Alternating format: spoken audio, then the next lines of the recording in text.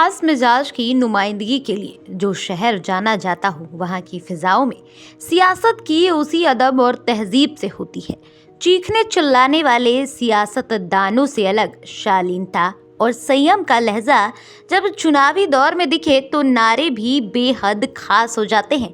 तभी तो चुनाव मैदान में जब शहर की सबसे खूबसूरत तवाइफ ने कदम बढ़ाया तो उसके चाहने वाले दीवानों ने वोट किया, अपनी जान तक देने की बातें कर दी। ऐसे में विरोधी का होश उड़ जाना लाजमी ही होगा। तो नारे लगे, दिल दीजिए दिलरुबा को, वोट दीजिए शमसुद्दीन को। वहीं सबसे खूबसूरत तवायफ अब वोट मांगने को चेहरे को बेपर्दा किए गलियों में घूमने लगी। ये किस्सा लखनऊ के अंदाज को बयां करता है। इसमें लखनवी अदब का रंग भी है और सियासी शालीनता भी। देश भर में उन दिनों लोकसभा चुनाव का खुमार छाया हुआ था। अंग्रेजी हुकूमत के दौर में अदब और तहजीब का शहर कहे जाने वाला लखनऊ अपनी तवाइफों और कोठों के लिए भी जाना जाता था। इसके लिए मशहूर भी था। तमाम राजा, महाराजा, नवाब और निजाम अक्सर लखनऊ के कोठों पर शाम की महफिलों में नजर आया करते थे।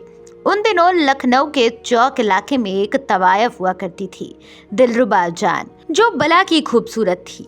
उनके चाहने वाले लखनऊ से लेकर आसपास के शहरों तक फैले थे।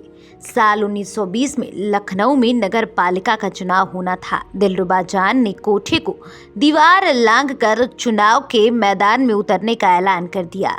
दिलरुबा जान जब चुनाव प्रचार के लिए निकलती तो उनके पीछे सैकड़ों की भीड़ चलती। उनकी सभाओं में मनमानी भीड़ उमड़ने लगी।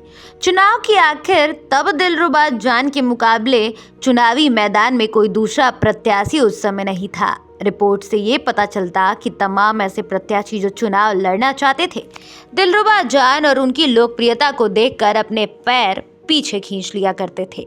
वहीं एक और इंसान था जिसका नाम था हकीम साहब। हकीम साहब के दोस्तों ने उन पर चुनाव लड़ने का दबाव बनाया और वह तैयार भी हो गया।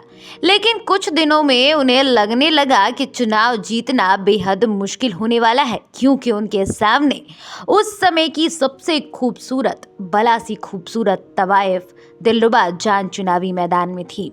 उनके पीछे गिने चुने लोग ही आया करते थे, जबकि दिलरुबा जान के पीछे पूरा हुजूम था। वो दौर चुनावी नारों का था।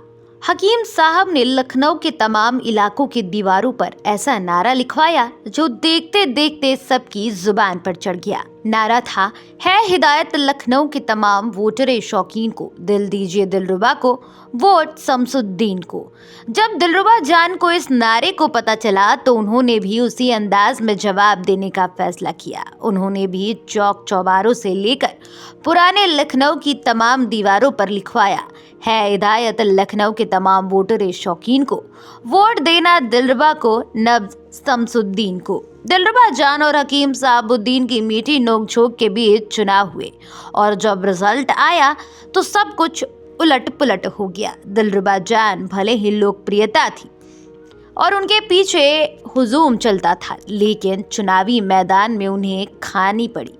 जी हाँ, चुनावी मैदान में उन्हें मुंह की खानी पड़ी और वो चुनाव तो हार गए।